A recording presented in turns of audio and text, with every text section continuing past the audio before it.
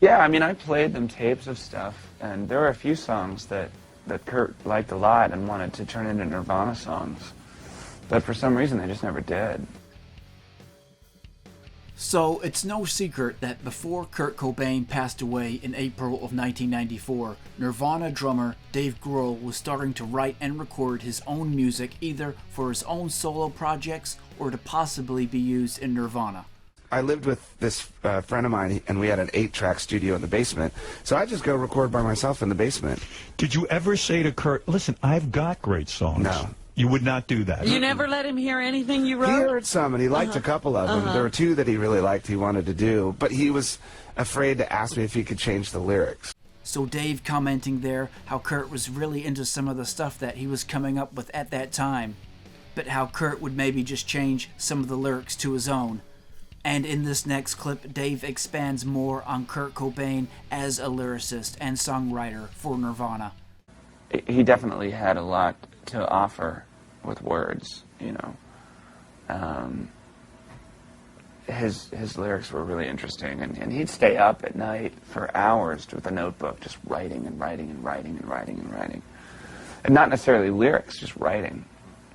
And I think a lot of his lyrics came from those journals where he'd just sort of pick lines out of these, you know, play on words here and there. And and he enjoyed writing a lot. I don't enjoy writing lyrics. Kurt Cobain was of course the main songwriter in the band, but on In Utero, Nirvana's 3rd studio album, he had begun to incorporate more ideas from the band as a whole. For example, the song Scentless Apprentice was based entirely from the drum intro that Grohl came up with, so there's no doubt Kurt was expanding his thoughts and ideas for future Nirvana material.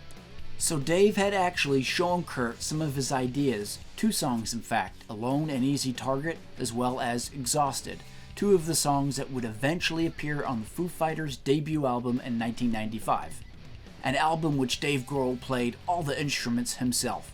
And Kurt showed real interest in these songs. Yeah, I mean, I played them tapes of stuff, and there were a few songs that Kurt liked a lot and wanted to turn into Nirvana songs. But for some reason, they just never did. The song Alone and Easy Target, that song, Kurt really liked that song a lot. And he liked the chorus a lot. And I think he wanted to make the chorus into something. And then there's a song called Exhausted that apparently, he actually never said to me, but he liked the song a lot. He just wanted to write his own lyrics to it. And I think he was afraid to ask me if we could do the song, but with his lyrics, which I would have said, shit, sure. Fine, that'd be great. It kind of boggles your mind what could have happened and what would have happened if Kurt had stayed alive. Kurt had definitely showed interest in Dave's ideas, and it looked like he would have sung on songs like Alone and Easy Target and Exhausted, just with his own lyrics and probably different song titles as well. The 4th Nirvana studio album could have looked something like this maybe.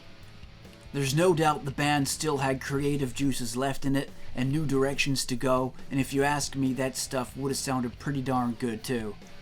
You can definitely hear Kurt singing on that screaming chorus of Alone and Easy Target, or the song Exhausted as well, which was the final track on the Foo Fighters' debut album. A song with more of a mellow tone to it. Would have been really cool to hear Kurt sing on a song like that. I mean, it's a great song by itself anyway, as it is, but to hear Kurt's vocals over that, interesting stuff to think about.